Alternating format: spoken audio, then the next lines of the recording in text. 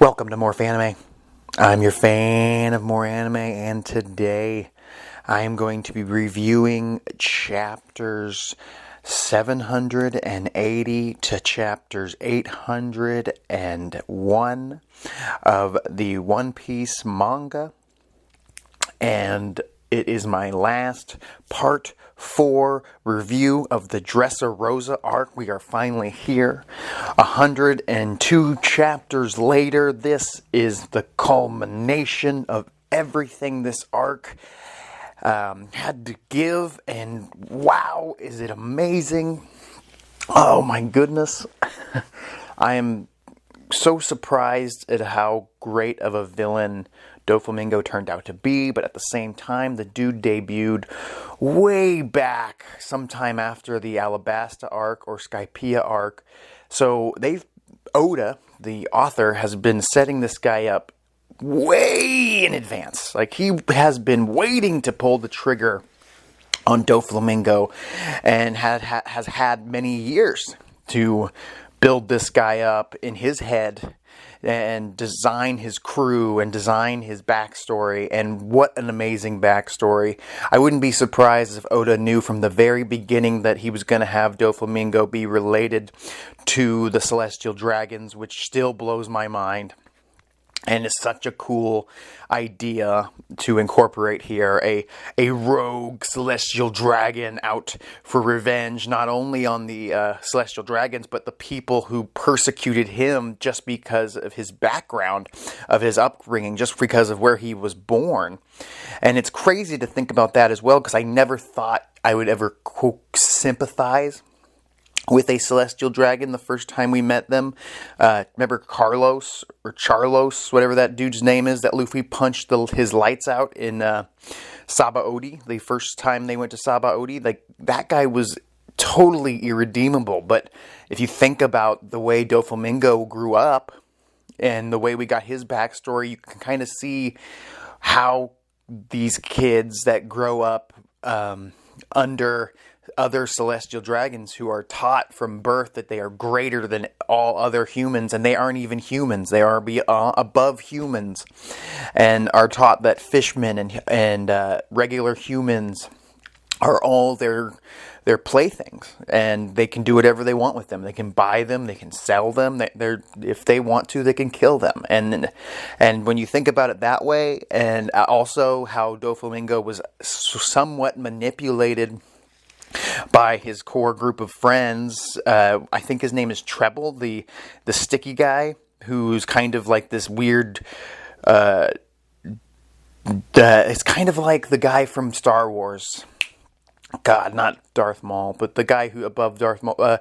Palpatine. He's kind of like Palpatine, and he kind of manipulated the already fucked up Doflamingo into becoming the man he is today. And Doflamingo isn't just a psycho. He is pretty smart in the way he accomplishes his goals. Another thing I really like about Doflamingo, before we get too in-depth with this final part of Dressrosa, is the fact that he treats his crew like family. And you don't usually expect that, especially from a character who does consider himself above humans, and does consider himself, I'm assuming, above the rest of his crew, bloodline-wise, I guess. But he also respects his crew, and he even says in this part of the arc that he would never punish a crew member for a member of his family for failing a mission, but he would come down on them if they ever betrayed him. Kind of like Rebecca's sister did in the early parts of this arc. And I really respect that about him, because sometimes maybe a character like Crocodile, he was really quick to eliminate Mr. 3 when he failed his mission. And he sent Mr. 2 after him to kill him almost immediately after he was like, I don't know about Mr. 3. He kind of sucks. He lied to me. Let's kill him. Almost immediately. Whereas when Doflamingo showed up and Baby 5 and Buffalo had failed their mission to get Caesar back and had their heads chopped off and floating on a raft, he not only saved them, gave them their bodies back quickly, he did not punish them in any way, shape, or form or question them. He realized that they were put up against a tough opponent, I'm assuming, and he didn't yell at them, at least that we saw, and I thought that was cool. And they're not even his top dudes. It'd be one thing if he only respected his top guys, like Treble, like Virgo. They even show like Virgo and Diamante and Treble and the guy with the high-pitched voice all surrounding Doflamingo when he's a kid. And they're like, Dofi, you have the qualities of a king. Dofi, we support you in everything that you do. In exchange, show us our dreams. Woo! It's so brutal and so cool. I gotta be honest with you guys. I love One Piece more than any anime that I've ever experienced so far in my life. I almost feel like One Piece should be put on its own category away from the other animes, just because if I ever did my top 10 favorite animes of all time, it almost feels like it's leagues above anything else I've ever read. I know that the anime has pacing issues, but I enjoy this series so much that it doesn't really bother me. But I can see how a casual fan could get bugged by it. But I mean, I got to see Dragon Ball as a kid, and we got to see characters power up for an entire episode. So I'm kind of used to it. But One Piece is so much farther beyond any other anime story. It's so in-depth. It makes you care about weird-looking characters that you never thought would even matter to a story. It changes the norm multiple times throughout the series. Every arc, I go, well, that character's not going to matter, and then it turns out to be the most important character of the entire arc, or one of the strongest villains, or the strongest heroes of that arc, like the toy soldier guy. I was like, well, he's probably going to have an important role, but he turns out to be Kairos, and he ends up having a badass backstory about him and his wife who died, and he got turned into a toy, and everybody forgot about him, and his daughter didn't even remember he existed, but he still took care of her and taught her how to defend herself, and then in the end got to beat Demente, and it was just like, what is happening? And I think that's pretty cool. I think One Piece is absolutely fantastic, and there's no hiding the fact that it is my favorite anime. It is my favorite manga of all time, and it would take a very well put together story / amazing group of characters to make me care about another anime / manga more than this. I try my best to dive into other anime and just to see, dip my toes in to see if I want to review them or if I even like them.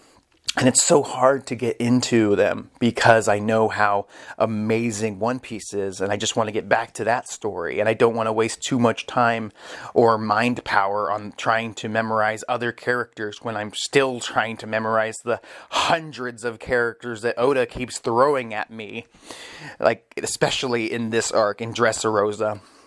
So let's dive in. Let's dive in to the last part 4 of Dressrosa. Well, our boy Law basically got his ass kicked, and he tried his best. He got his arm ripped off, and he was about to be killed. Luffy shows up after taking out Bellamy, begrudgingly taking out Bellamy with one punch, an amazing armament hockey punch. He shows up, blocks our boy Doflamingo's foot with his own foot, which I thought was rather interesting. And a really cool scene. I've actually seen a picture of Luffy like that over Law's body. I didn't realize it was Law when I first saw the picture.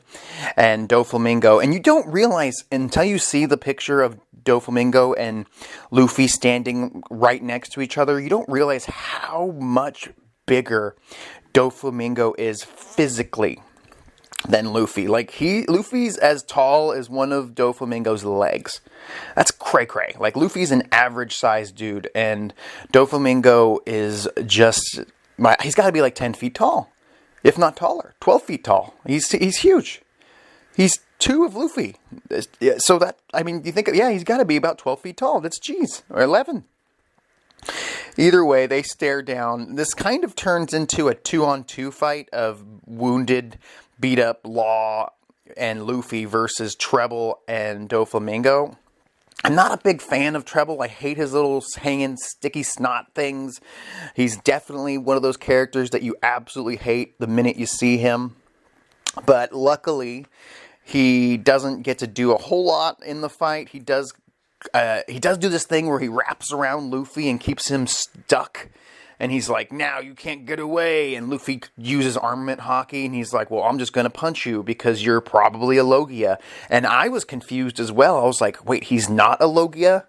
Like, why can't Luffy punch him? I'm so confused. It turns out he's actually a paramecia. And he just wore a giant cloak of goo over his body, is what I got from this. And he's actually a really skinny dude, and that actually protected him. That's what I got from this. He was just wearing a big cloak of goo, and that protected him from the armament hockey punches that Luffy was throwing. But luckily, Law, using his severed arm, slices him up and takes him out, which I absolutely adored.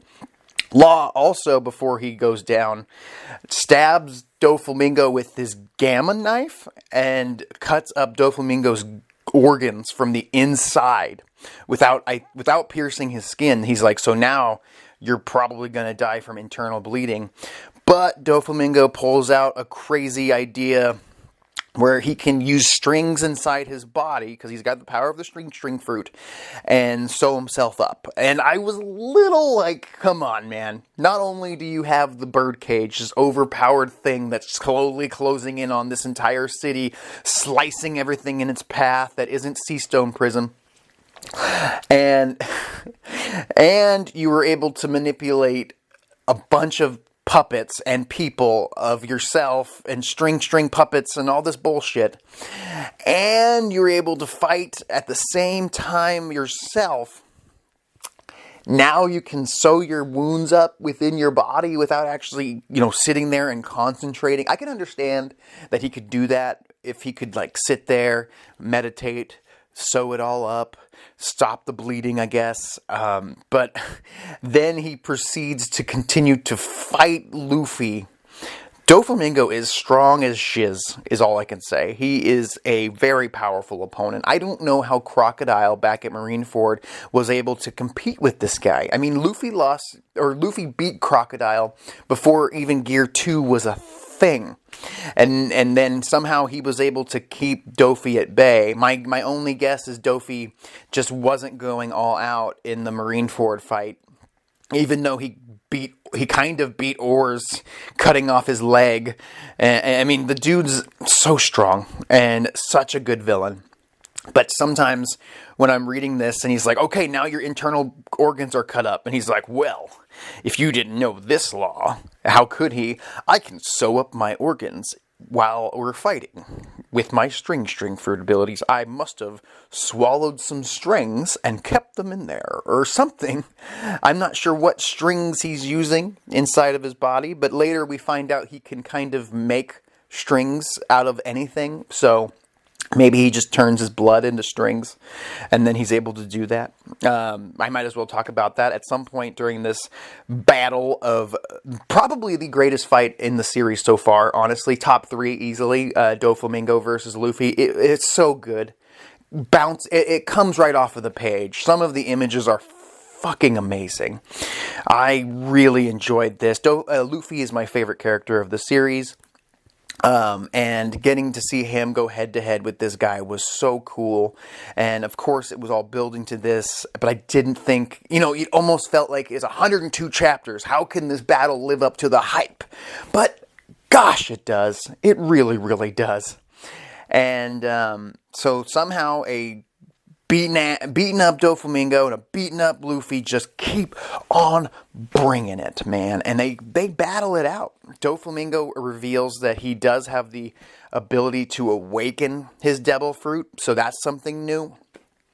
So he kind of can turn anything into strings, including like buildings and rubble and shiz, which does kind of explain the birdcage a little bit more, because I'm like, where is he getting this giant strings to cover the entire, Dressrosa? My assumption originally was maybe he kept like a bundle of strings inside of his castle, so that he can cover the whole city if shit went down.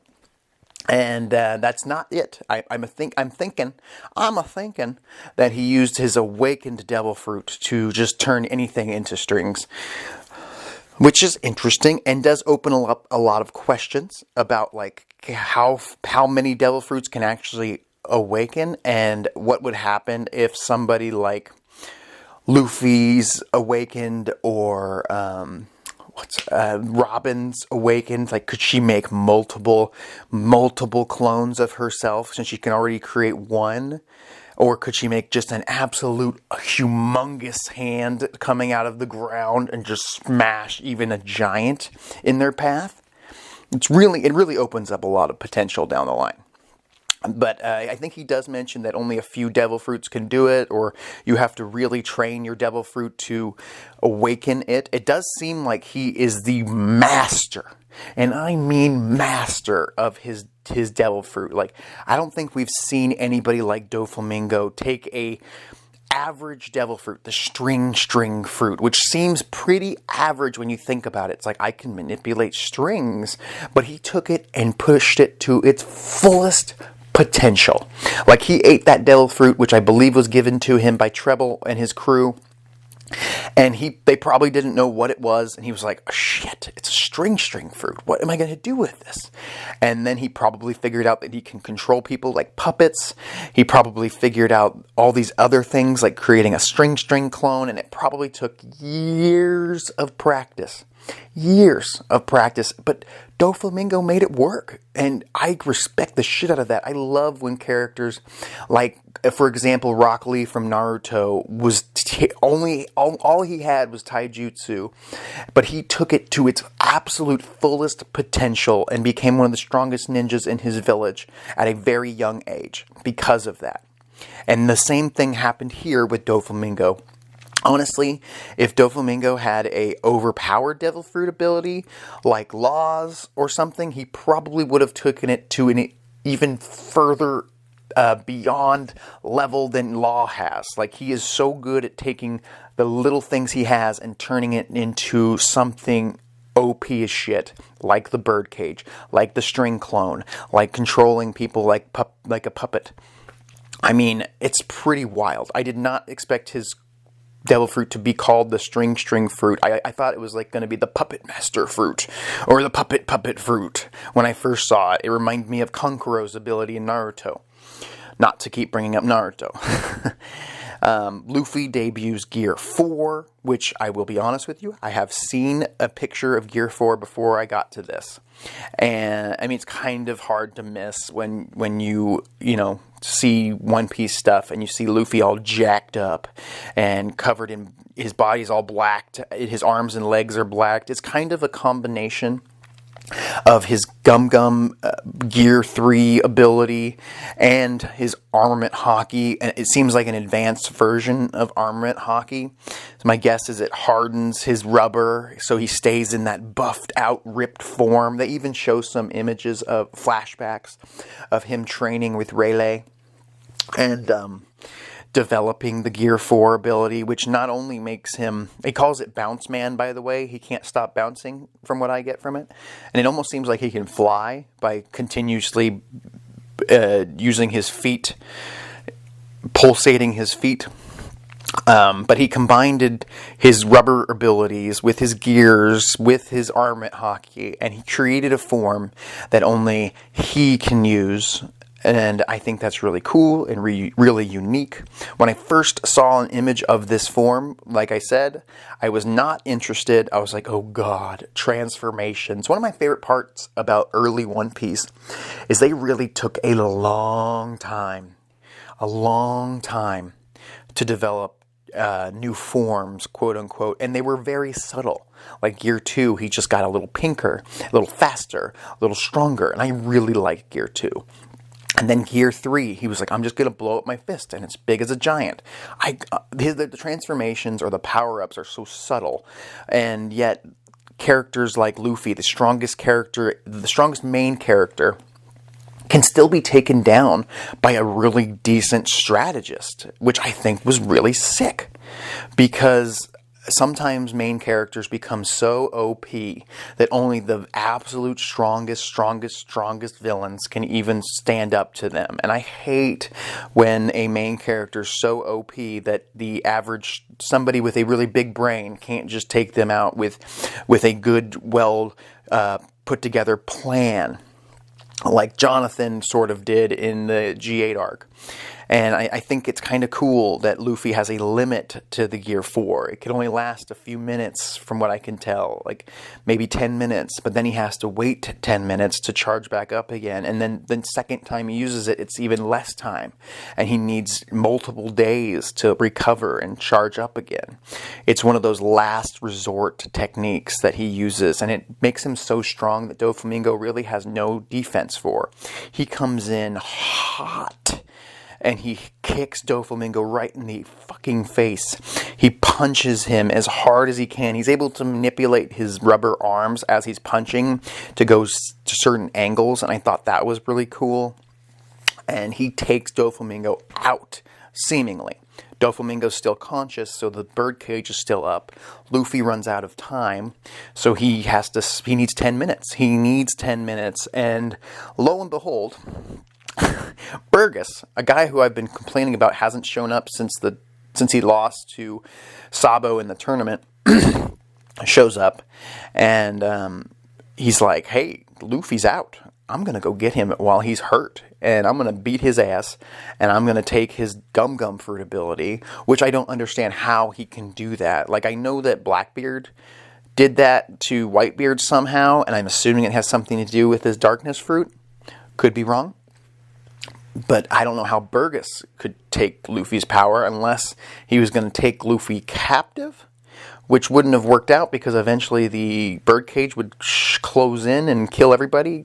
By the way, it did seem like Doflamingo's plan to close the birdcage faster, to just kill everybody and just get out of there, seemed a little dangerous for his crew, his family. It almost feels like he was going to kill his family with his birdcage. And I'm sure he knows that he cares about them and he wouldn't punish them, but at the same time, he is a quote-unquote above them, and he probably thought, well, if I'm going to lose, I'm going to take everybody out with me, and if my family survives, great. If not, I'm getting out of here, and I'm going to do this again sometime. Man. Burgess shows up and attempts to take out Luffy. Luffy gets protected by Sabo, who shows up at this perfect moment. Sabo comes in and takes out Burgess, and even Burgess is like, what are you going to do? You're not going to finish me? I hope that in the anime, Burgess and Sabo is more, it's lengthier, because it kind of felt like it was off panel. It was like in the background while Luffy was recovering, and the other members of his crew were trying to keep the birdcage from closing. I really liked how Bartolomeo was using his barrier fruit to put a barrier on one half of the birdcage, and a lot of the people of the city were pushing against this barrier. And I really liked that Fujitori and Zoro worked together to help push this barrier back. It did seem kind of crazy that not even Zoro could cut these fucking strings. How OP is this birdcage? Like, I know that Doflamingo is kind of scared of Kaido, who I will get to later, because we do get to actually see what Kaido looks like.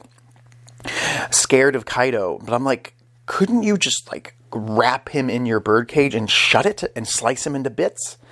Like, if Kaido is this strong, like, what do the Straw Hats even have if Kaido is their next target, according to law, then what are we doing here?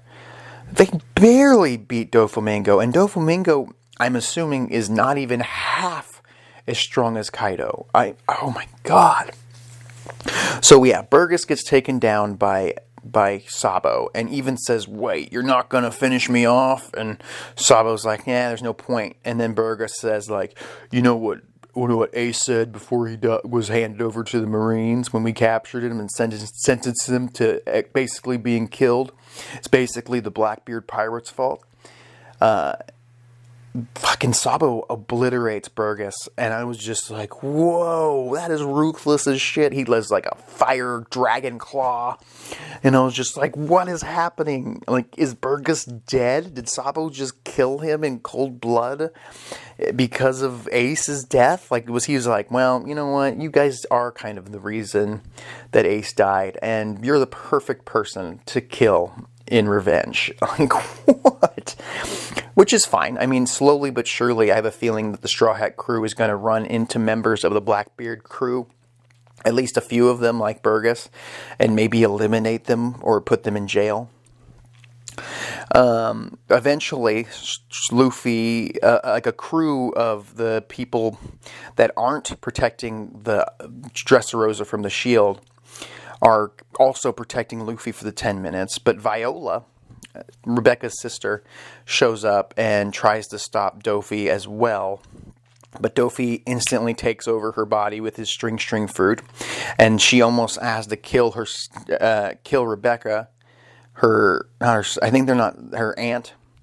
But luckily, Luffy and Law team up again, and Law teleports Viola out of there and switches with Luffy, and Luffy is back up and ready to go in his final, I'm assuming, round 3 with Doflamingo, and like he says, he knocks out Doflamingo with one punch, pretty much.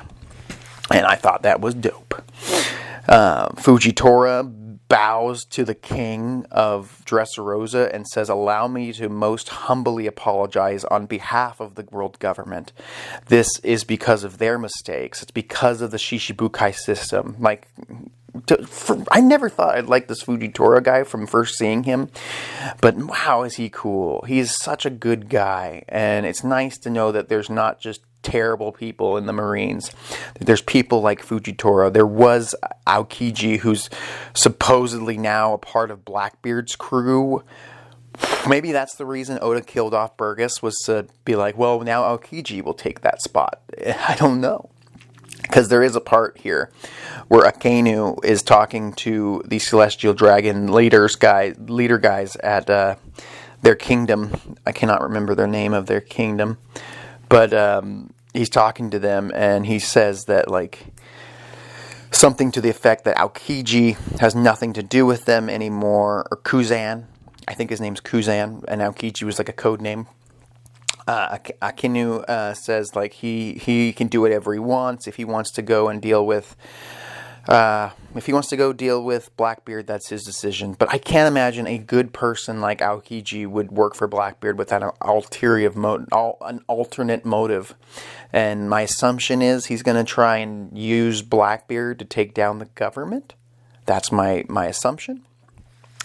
But before they can even relax, fucking a guy comes in and he's like, by the way, Doflamingo got taken down by Luffy, and the Celestial Dragons, these old guys, the assembling of the old guys once again are like, that little brat, Garp's grandson, that son of a bitch, we need to capture him. Akainu, who is now the fleet admiral, has got to have some true anger about not getting rid of Luffy at Marineford at this point. But damn, they've got to be thinking, these fucking Shishibukai, every time they give them a little bit of like, okay, you can go do what you want, they do the absolute worst thing, like Crocodile. Boa Hancock was uncontrollable.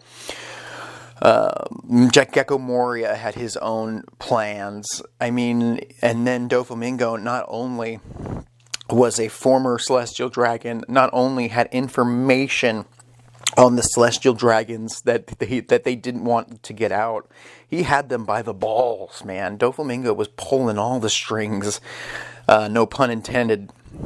He was the middleman for all these different these dark areas of the world. Like, he was the underground, and he knew it. Like, he was going to rise from the top from behind everybody else. Like I bet he had plans to eventually take out Kaido, or eventually use the emperors to take out people he didn't like. Like he did not like the Celestial Dragons, so I have a feeling eventually he was going to do something about them. He had plans upon plans, which I respect. And like I mentioned, Luffy wins. Luffy needs some time to relax. We get to see the rest of the world find out that Doflamingo went down, and there's a lot of conversations about how the world's going to change now without Doflamingo. Doflamingo was supplying Kaido and Big Mom with weapons, and now they're going to be very angry at certain people, and there's going to be people that were like safe that are now happy. People that were safe because of Doflamingo that are now in danger, and people that weren't safe or were in danger because of Doflamingo that are now safe, but now are enemies of the people that were happy. It's going to be a whole issue. And I hope that the Marines at least protect the people of Dressrosa while they rebuild, because I have a feeling they're going to want revenge on just the kingdom of Dressrosa and Luffy, of course, but they're going to want revenge, and they're going to want to know what the fuck happened. We get to see Kid and Hawkins and Apu continue their conversation about what they want, and they find out that Kaido must be the next target of Luffy and Law, which they're like, cool, that's fine.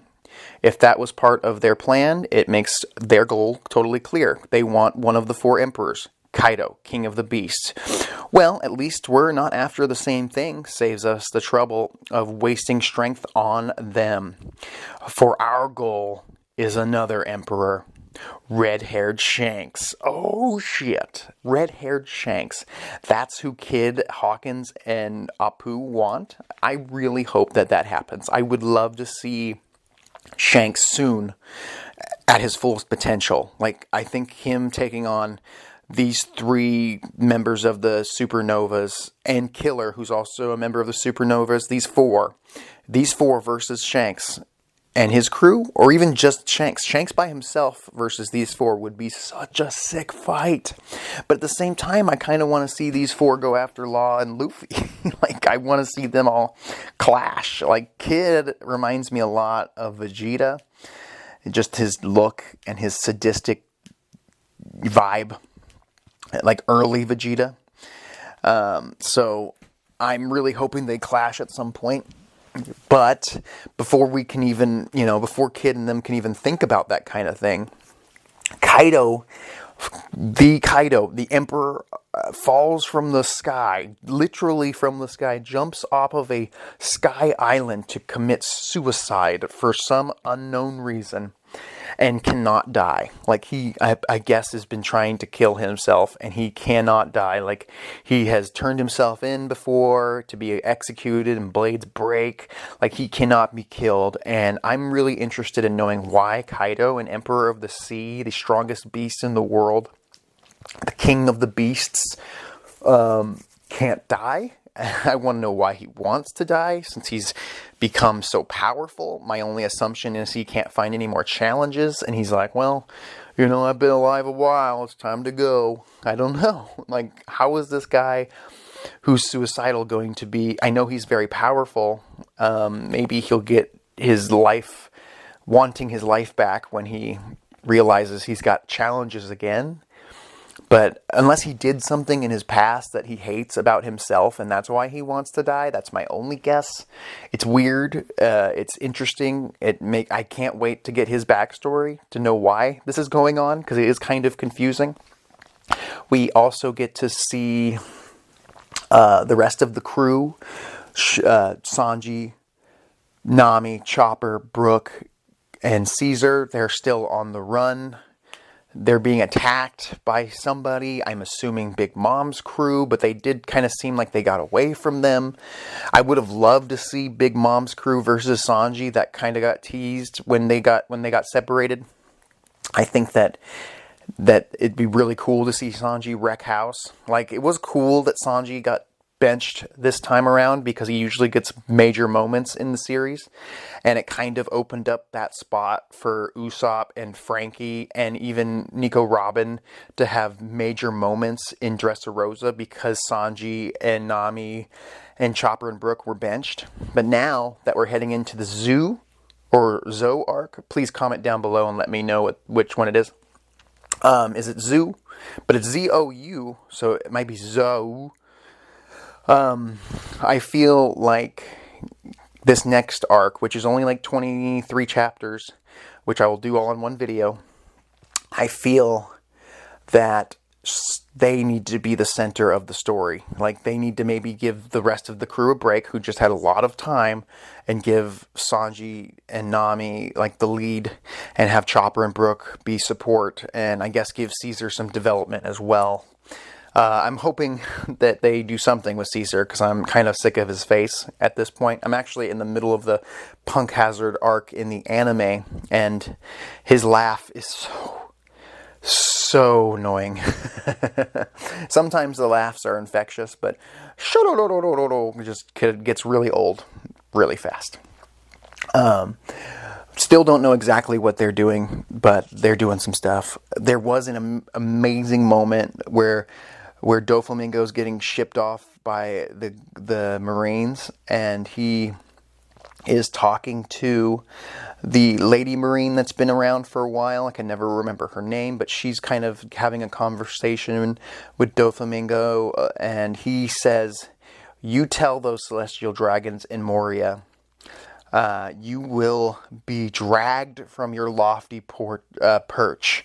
And I thought that was sick. That was my favorite thing he said so far. He also talked about, hey, I would like a newspaper prescription so I don't get bored while I'm in Impelled Down. I mean, don't forget, he's also got all this information about the celestial dragons. So he is still, even after losing everything, a major player in this story, and I can't wait. I'm almost hoping that he gets to eventually team up with Luffy, but at the same time, like, he's so evil. I don't know if I want him to have that crocodile treatment. We'll see, but damn, that line about the celestial dragons getting ripped off their perch was so sick and got me so hyped. Oh yeah, he was talking to Suru, the great advisor, the lady admiral that's been running around in the story here and there. Speaking of the admirals, or the Navy, Sengoku shows up, now rocking a full white fro, instead of, I'm assuming he's not dyeing his hair anymore, this old man who is Garp's best friend. He shows up, he's a lot happier now that he's retired-ish, halfway retired. It's kind of weird, like him and Garp kind of half-retired, but they're still part of the Navy, like he's the Inspector General. It's very confusing. He shows up and has a true heart-to-heart with Law, and they talk about Corazon, and we find out about Sengoku a little bit, which I'm happy about. I was confused about his role in this world, other than just being a former fleet admiral. Turns out he's not only Garp's best friend, but he's got a big heart, just like Garp, and he adopted Corazon when he met him and found him, and then he, I'm assuming, begrudgingly let Corazon become an undercover agent in the Doflamingo family. And when he died, he was probably completely crushed. And I think that was super sad and cool that they, dove into Sengoku's character. And honestly, it put Sengoku in my top 10 Marines. Just that conversation with Law. He even tells Law, like, if I was still an active member of the Marines, I'd be putting you in handcuffs right now, and we'd have a much longer conversation about my old friend, my basically adopted son. But because he sacrificed himself for you, I'm going to let you guys go. Bye-bye. Fujitori is being reprimanded by Akainu. Fujitori is told if he doesn't capture the Straw Hats, he will not be allowed to come back to the Marine headquarters, so he better show up with Straw Hat's head. Fujitori keeps rolling dice and testing Luffy's D-luck, and finally, after like 3 or 4 days, he's like, okay, I'm going to go after Straw Hat Luffy, who's now had time to recover. I love that Luffy doesn't run from him this time around. Luffy actually goes and helps Rebecca reunite with her father, Kairos, who was trying to bounce, because he's like, hey, I'm a former criminal. You don't need to be associated with me. You're a princess. And she's like, I don't want to be a princess. I just want to be your daughter. And I thought that was super touching and so cool Kairos's story was so cool in this entire arc. Like, it was so sad, and yet you just got all the feels when they got reunited, and she was crying, and she's just like, "You're my father, and I just want to live with you right now." We haven't gotten to have that relationship for the last 10 years, thanks to Doflamingo. But now we can.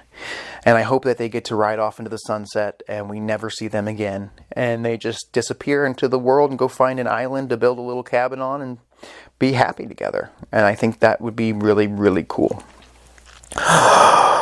Luffy goes head to head with Fujitori in a really cool little sparring match. He even starts calling out his moves.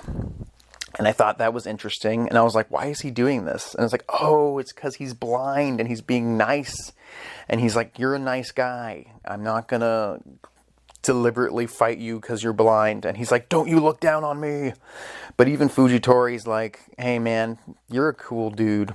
And all these people like you. Like, all the people of Dressrosa show up to act like they're after the pirates, but really they're there so the Fujitori can't drop like a whole bunch of rubble onto them so they can escape. And I thought that was really cool. Well, the biggest thing I think that happened in this last part of the Dressrosa arc is the fact that Luffy now has an armada. He has a fleet, the Straw Hat Fleet. 7 captains from the Coliseum tournament pledged their allegiance to the Straw Hat crew and to Luffy mostly. Like, basically telling him, hey, whenever you need us, we'll be there, ready to fight. They actually were down to just sail with Luffy at all times, it seemed like. And he was like, nah, I don't even want you guys because you'll cramp my style. Which is weird because it feels like Luffy's always asking people to join his crew if they're a bunch of weirdos, and that's kind of what these captains are. The only 2 that I see actually possibly having any effect on the future story would be Bartolomeo and Cabbage, but I could be completely wrong. There's the guy who married or is going to marry Baby 5. I could see him being a big deal down the line. I do like Baby 5 more than I thought I would. I hope that she gets incorporated later. But it's crazy to think that Luffy, who has been cherry-picking members of his crew with every island they go to, almost every island they go to, he's been cherry-picking the best possible person to be part of his crew, it almost feels like, at least in the story. And maybe he feels kind of put off by the idea of almost 6,000 followers, some shit like that, some huge number, over 5,000. These 7 captains and their crews are now pretty much at Luffy's beck and call, which tells me that at some point Luffy's going to need an armada. He's going to need this fleet, very much like Whitebeard needed his fleet for the Marineford arc. Luffy will call upon them.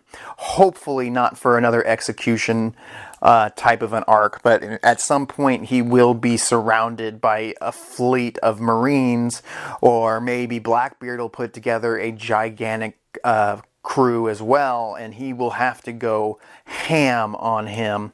Because Luffy, though he is very powerful, numbers will beat you eventually. And having this fleet, the Straw Hat Fleet, at his side will help him win the day and will eventually help him become king of the pirates. And one last very cool thing that I remember as well is the Supernova Bonnie, Jewelry Bonnie, shows up, and she's only been sporadically in the story, but she's the one that saved Zoro from that celestial dragon back at Sabaody.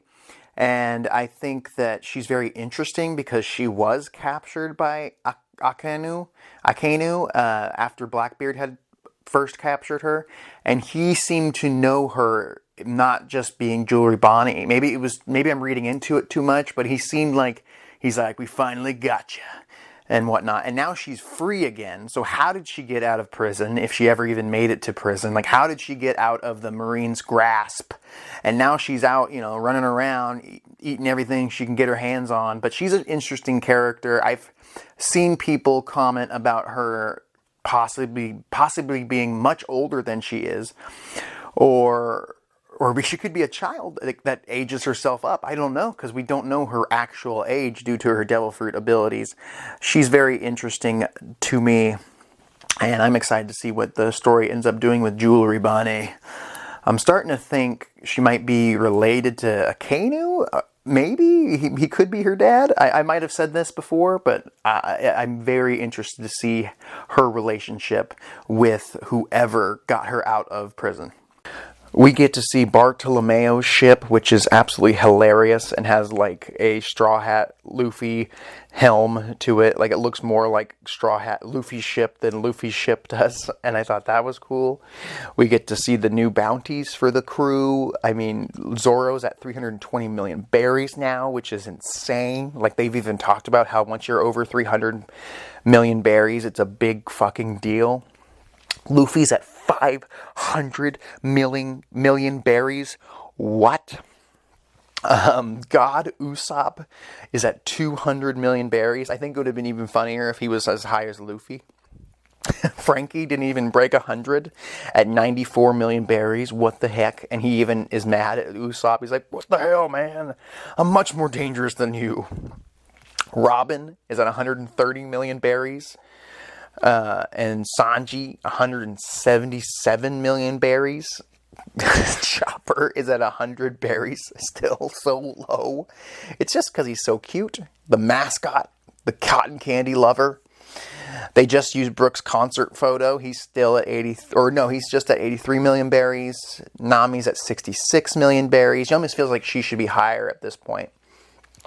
But the biggest last thing that's shown in this arc that blew me away at the very end of chapter 801, I believe, is Sanji's bounty. Not only is 177 million berries now, which is lower than Usopp's, which is cray-cray, but it doesn't say dead or alive on it. It says only alive. What does that mean? What does that mean? Please don't ruin that in the comments. But it's got me so hyped. Because Sanji's one of my favorite characters. And for a long time, they've been teasing things about Sanji. Like, they couldn't take his picture. But now they have a real picture of him. So my theory about him not being able to be photographed is not true. I guess I was wrong. But they only want him alive. Why? Like, my only assumption is maybe he's related to the Celestial Dragons. Like, that's the only thing. Like, maybe somebody found out that he's related to the Celestial Dragons. Like, his mom or his dad is a Celestial Dragon, and they recognized Sanji when they actually got a real picture of him. And now they want him alive. Because the only thing we know about his past is that he grew up on that Baratier with Chef Zeph, who saved him and kind of adopted him. So maybe he was somewhat a Celestial Dragon, or they want to capture him separately to use him as bait, or maybe they want to execute him publicly. Like, what if he hit on the wrong person, or he made the wrong person mad? He's done it before. He could do it again. And maybe they publicly want to execute Sanji like they did with Ace for a specific reason. Because it doesn't even say that about Luffy. You can kill Luffy, but not Sanji. And I'm so pumped because maybe my theory about the Zou arc being all about Sanji and the rest of the crew is going to come true. I'm so excited. Or maybe the only alive thing might not get paid off for another 500 chapters. I really don't know. This story is so amazing. I love One Piece. I love you guys, my Morphanime subscribers. Please tell your friends to come subscribe to the Morphanime page. I am on the road to 1,000 subscribers. I want to grow. I want to do better. I want to make these videos as best as possible. I want to talk to you guys like a regular person. Sometimes I get caught up in my own head, and I'm just trying to articulate as best as possible. I love you guys. I love One Piece. I love anime. This is Morphanime. I'll talk to you later.